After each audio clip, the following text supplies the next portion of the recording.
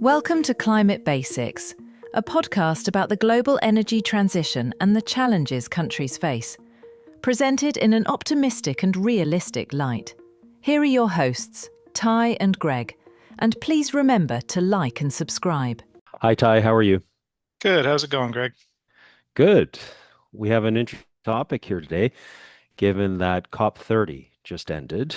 And so today we're going to talk about um, just generally China's role with the climate change initiative. That is, China obviously is the first or at least the largest electro state, and they're doing incredible things in terms of their manufacturing. But particularly with the US doing what the US is doing, which is pulling out from the climate change fight for all intensive purposes, I think everyone around the world is looking for countries to step up. And so as these things go, we have sort of the traditional countries who have stepped up in the past, but everyone is looking towards, I think, China to step up and perhaps lead the pressuring, cajoling, the guiding, the leadership role against carbon emissions. But COP30 has come and gone, and they didn't quite take that step, did they, Ty?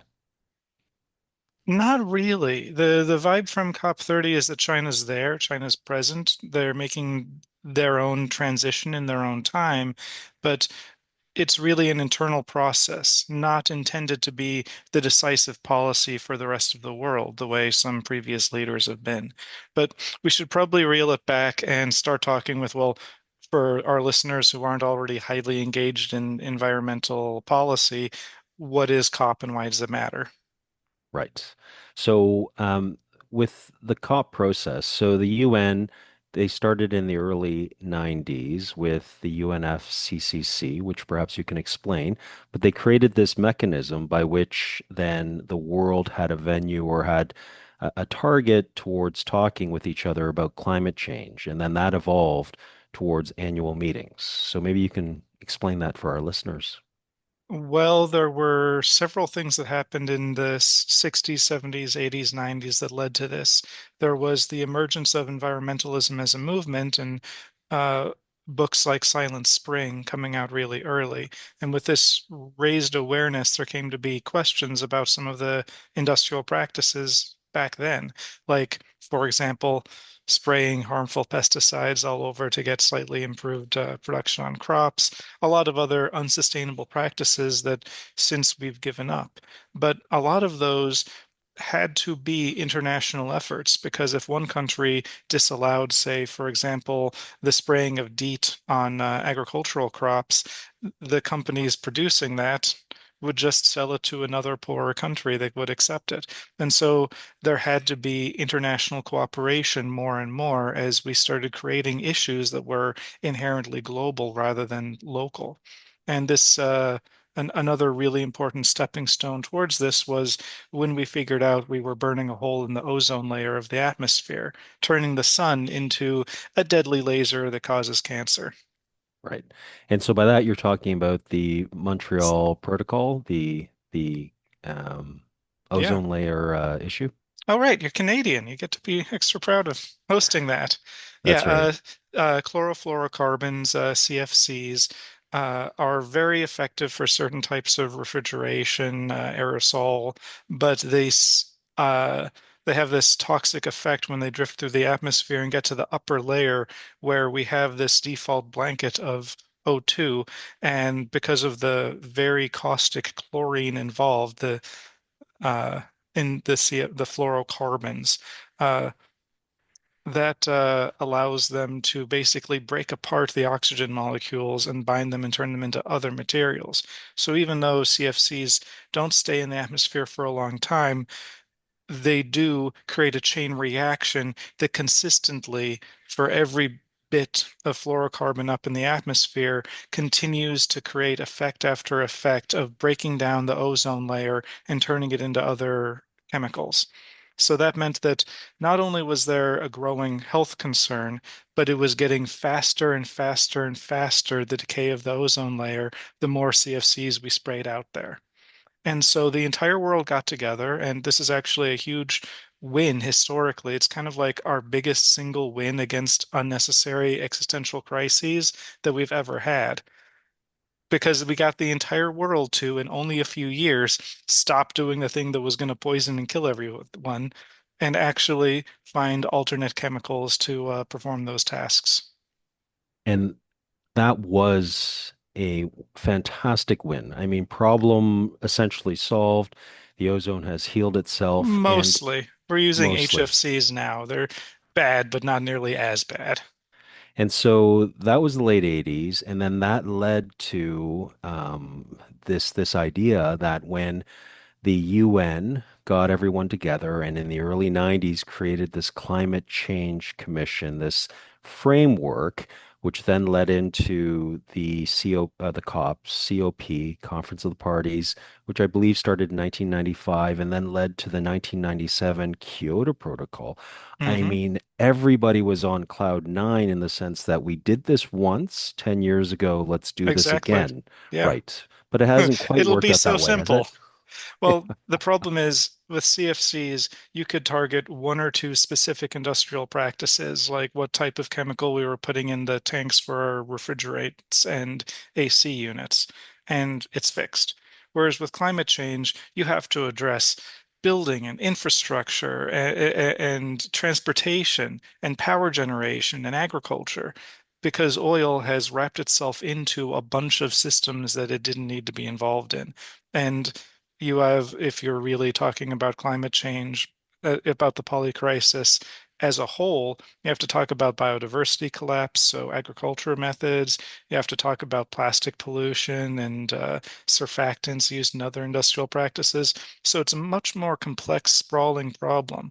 But we created, as you said, UN-based agencies to start addressing this. And another big one to mention is the IPCC, the Intergovernmental Panel on Climate Change, which is to say a body that aggregates all of the scientific papers on all of the topics related to the global biosphere and assembles regular policy papers and white papers on what we've learned about it as our measurements improve, as our models improve, and as things start to tip.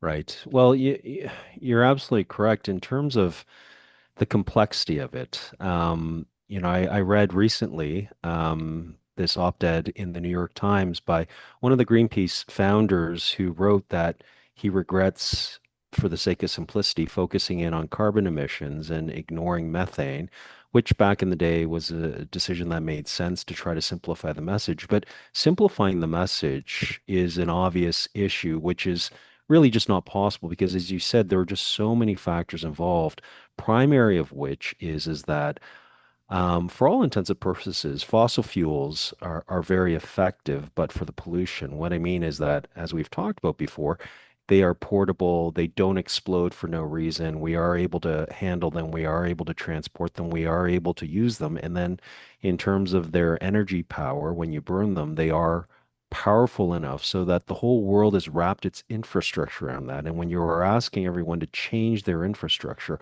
obviously, there are going to be problems, there are going to be delays. And then when you add in regional or country issues like labor, like employment, then there are issues as well. Just as a little tidbit, here in Canada, 40 million people, but of course, center of my world, we have, as you know, we have just elected a new prime minister 10 months ago, and he is the former Bank of Canada governor as well as the Bank of England governor, and also prior to being prime minister, staunch, outspoken, environmentally aware governor. And we have just signed new contracts with the local province here, Alberta, we've talked about before, that produces the bulk of our oil and gas and natural gas. And so there is new development here because the U.S. has pulled what they've pulled on us and all the other countries. 70% of our trade goes to the US. So now we have to pivot. And so, when you talk about the near term of jobs, of investment, of trying to generate economy benefits, then that's what Canada is doing, and we are a fossil fuel country that tries not to talk about it. But these are the types of short-term concerns that affect all countries. And that's part of what has made climate change such a complex issue. In fact, I think a really fun episode for us to do in the future is to focus in on Alberta and talk about what are the remediation practices that have been put in place, that have been presented, and that are being developed by universities across the continent. Because I think that although the general trend is one of losing a lot of forests, disrupting a lot of water tables, there is a need and projects starting to fill that need for remediation. And it would be an opportunity for me to talk about one of my favorites, bioremediation. That is to say, using microbial cultures to actually start to repair and sequester some of the harmful pollutants that have been left in those areas. Right. Well, and getting so for sure, let's do that. And let's talk about it. Maybe we can include Texas in there as well, or another jurisdiction, or we can Sure. focus on Alberta. Alberta deserves all the attention it gets. But with regards to the COP then, so initial if not euphoria, then tremendous excitement in 1997, the Kyoto Protocol. There was a bit of a delay, and then 2015 we hit the Paris Agreement, and so everybody tends to know what that is, which is that countries voluntarily file their NDCs, the nationally determined contributions, in order to indicate to the world, in order to try to be transparent on that level, what we're doing towards reducing our emissions. And so, as and I have said, I mean, traditionally, I think the EU, led by Germany, got right out of the gate. They passed legislation, the Green Deal, handcuffing themselves, guiding themselves towards lower emissions. I know the UK did a fantastic job with their climate change legislation, their act, requiring them to look at things every 5 years and to make sure that they are acting in accord with their climate change goals. And so I think in the past, the countries have looked at that and they viewed that as being leadership, soft power perhaps. And then the US under the Biden administration, the bipartisan legislation, they passed the IRA, the Inflation Reduction Act, which then generated a lot of onshoring activity for clean energy. And of course, that's no longer really there. But talk about the mood of countries going into COP30 and looking at China. Like what is that about? Why are countries looking for soft leadership here? So there was a lot of shifts since the Kyoto Accords. Some countries actually accelerated and reached lower emissions targets faster than they had promised. Other countries reversed or slowed. In the EU, for example, we had a good 10 years of really solid action, and now you see kind of a retraction of environmental leadership as there's more pressure to have money available for the military, to satisfy specific interest groups and keep the economy plugging along as fast as possible. So the argument that any regulation of any sort always stymies business growth is seeping into the dialogue here in Europe. In the US, of course, we have other issues that we don't have to get into, but those amounted to the US for the first time in many, many meetings over decades, the US not being present as as a federal nation state at COP. There were representatives from Texas and California and other big US state level economies, but not the US. And this meant that there was this perceived power vacuum because the US, as the world's biggest economy, had been, whether we had blue or red people in office, always a little bit of a thought leader, at least. Right.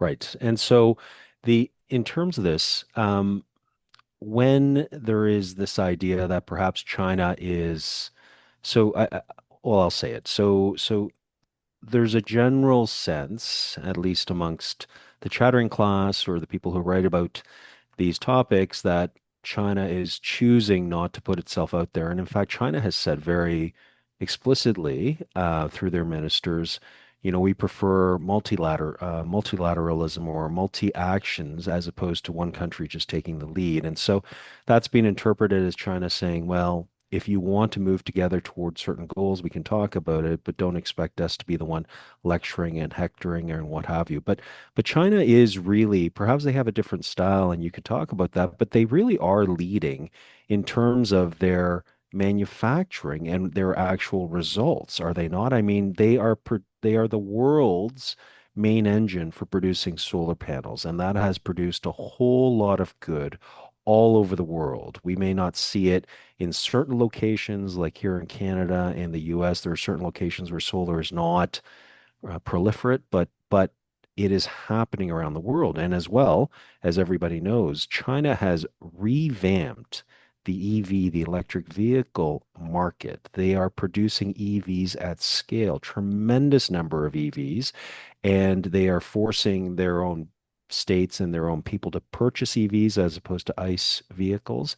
And so they are transforming things, are they not? I mean, perhaps you can talk Absolutely. about that and maybe the approach that China has as opposed to what people have expected in the past. Right. So there's many different understandings of soft power, right? And some of this depends on what culture you're coming from, on what situation you're in.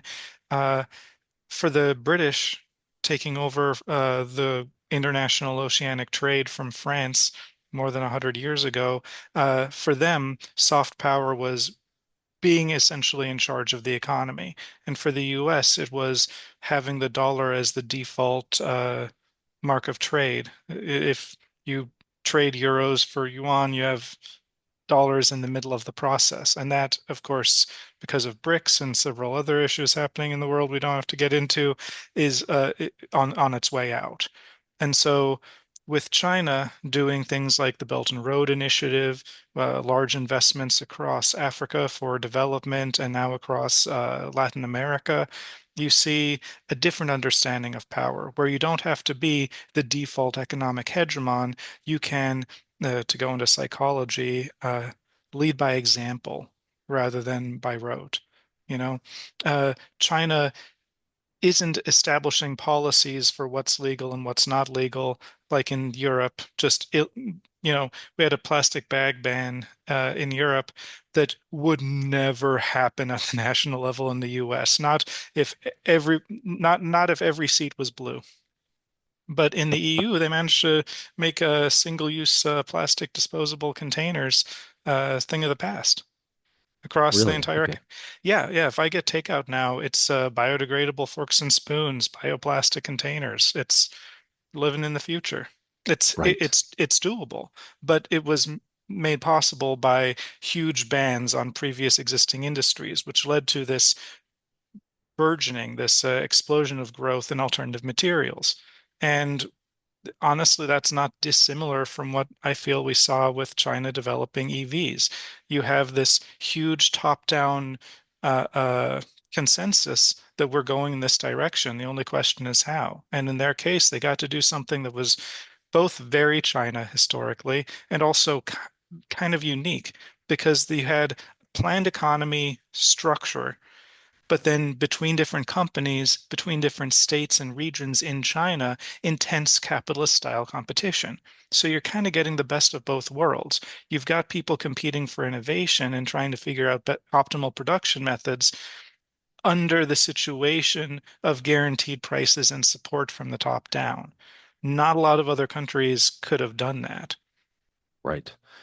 You know what, Ty, that sounds like a possible future episode where we talk about that. We talk about how China has done that with great effect in solar with EVs. Maybe let's mark that down. Yeah, sure. Yeah, so you're absolutely right. I mean, if I think part of this concept about China perhaps staying away from not taking the mantle at, for example, COP30 and and and being the leader, probably part of that is just an emotional reaction to people who are invested in this area, who are watching it eagerly, who are hoping for some leadership, and then, of course, watching over the past year the U.S. do what they're doing, doing about face. But if you look forward 5 years or 10 years or 15 years. If China is going to keep up this type of manufacturing output of quality solar panels at a very cheap cost, hopefully batteries come down that cost curve as well, and then EVs, that is going to be leadership, is it not? It's going to create troubles for other countries in terms of economically, but that is leadership. It's providing the technology that we all need in order to reduce carbon. Right. And, ironically enough, for supporters of, you know, the Western tradition, whatever that means, because the method by which this power is transitioning is purely economics.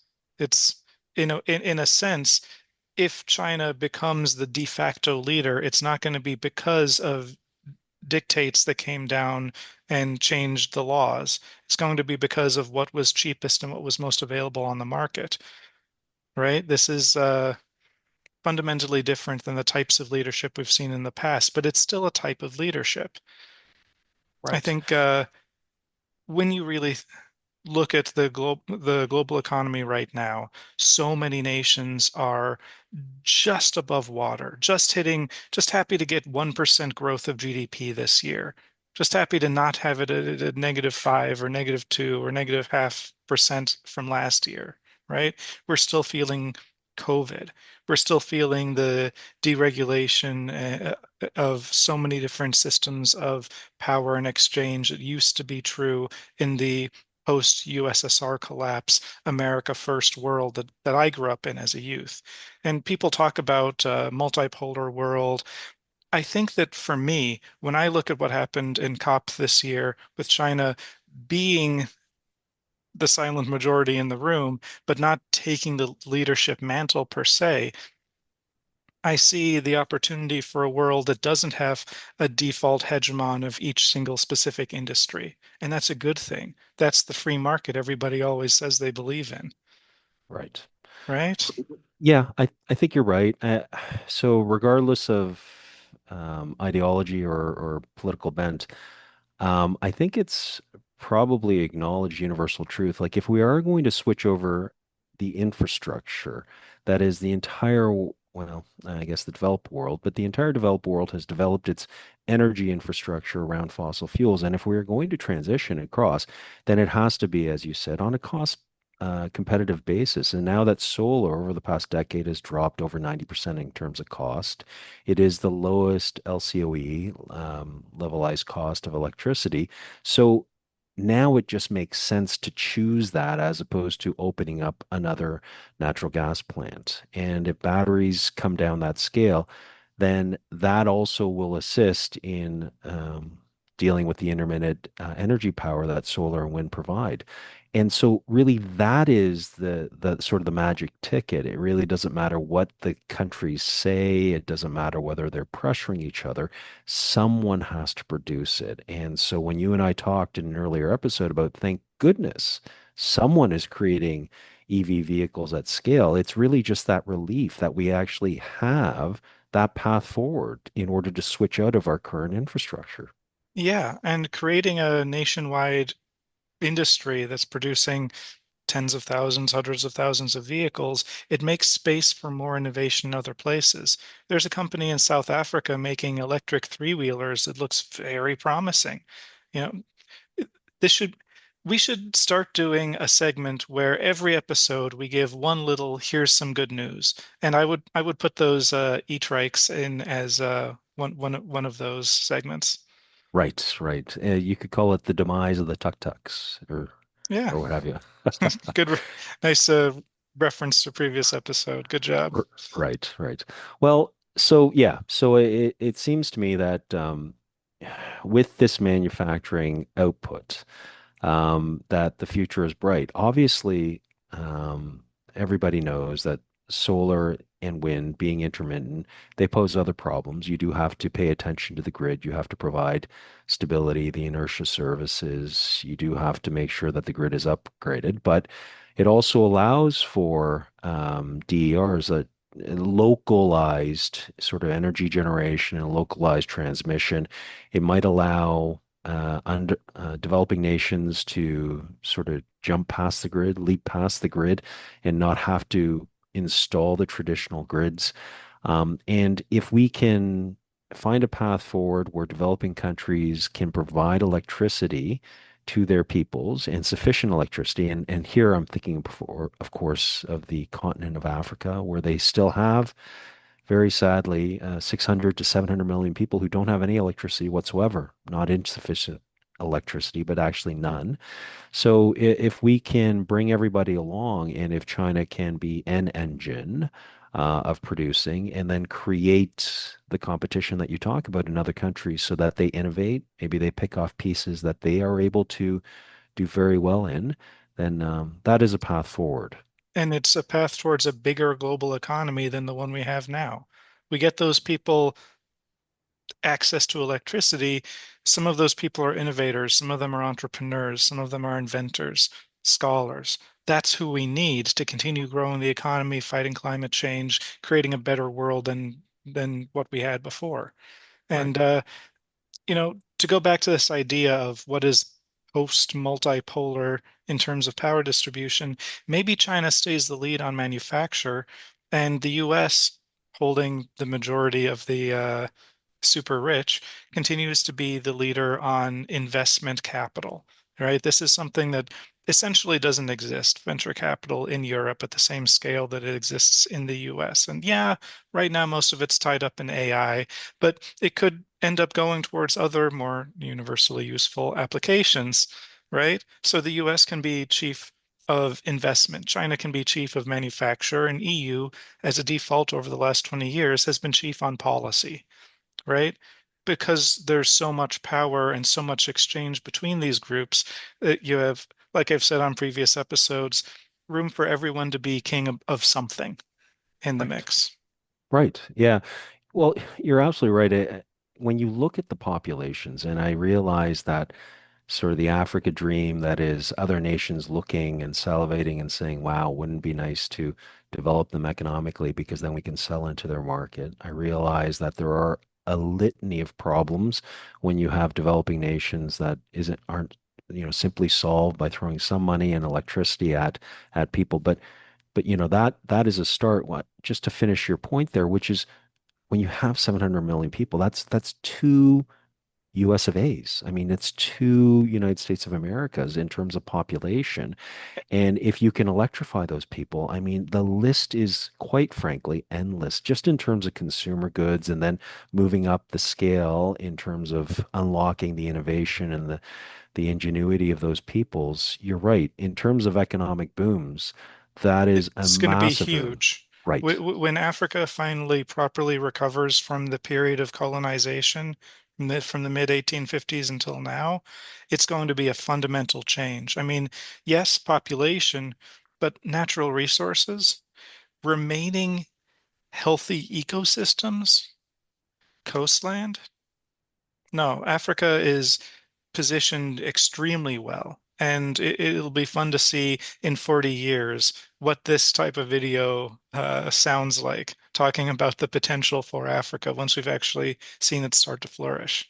That's right. Yeah. Well, you heard it here first, folks. And I think Africa is possibly our best answer for what is the nature of Chinese soft power. You see them doing a fundamentally different thing than neo-colonial Western powers through the World Bank and the IMF did in Africa. Instead of debt, it's essentially gifts. And instead of that debt coming with specific policies you have to enact at the national level, regardless of the will of your people, it's more like the creation of long-term relationships. And yeah, maybe give us a couple ports, to store our ships. But for the most part, it's the creation of economy in exchange for the creation of a relationship with that economy. When I go and buy all the stuff I need to make delicious food, I cook a lot. Uh, I'm going to a store here in Europe that is literally called the Asia Africa store because the trade networks are so entwined that if I want to go get lauganma to spice up my pad thai, they're also going to be selling taro root and a bunch of different African spices at the same spot. They're integrated as far as Europe is concerned already. And that is a fascinating thing to see because that was not the economic situation 30 years ago. Right. Yeah. But Well, you raised some excellent points. Yeah, I despite the criticisms of the trade relationship between China and Africa, the extractive nature of those criticisms or what have you, you're right in terms of, generally providing these contracts, these loans in a way which allows Africa to make some decisions on their own. And I think, as you've stated, I mean, the important thing is to keep on providing that, to keep on unlocking the potential of peoples who are, just ready to boom. yeah, hopefully we'll keep seeing more of that in the future. Right. Because we need some happy stories. We need some positive results in terms of global economy right now. There's so many large economies, traditional leaders like Germany and Japan that, like I said earlier, they're struggling and happy to hit like 1 or 2% GDP growth right now. Right. Yeah. So the transition, the energy transition that we want to see, and the long-term stability of the global economy, I think they're going to come from the global south, or as some people might want to say, the global majority by population. Right. That's right. Well, there certainly are a lot of great news stories with regards to what's happening in terms of new technologies and with respect to new installations in the clean energy world. And yeah, maybe we can get to that at some point in the next episode and following. But any last words with regards to this episode, Ty? We've got a lot of exciting things coming up. In ensuing episodes of the podcast, you're going to start seeing us bring on guests from the climate world. We're also going to start branching out into video game streaming. To start off with, we're going to be playing Terra Nil, which is about restoring broken ecosystems back to health, and Frostpunk, which is a game about managing a city in a world with drastically changed temperature and climate. That sounds fantastic. As long as you don't give me the controls and ask me to do anything, as long as I can be an interested spectator, I'm all in. I'll have the joystick. You'll have full voice to try to tell me what policies I should go for. We're going to play cooperatively. Excellent. Sounds great. Well, thank you very much, Ty. Thank you, Greg. Okay, talk And to you. thank you all for listening. Thank you for listening to this episode of the Climate Basics podcast. Please remember to like and subscribe and leave us your comments. We look forward to seeing you next time. Goodbye.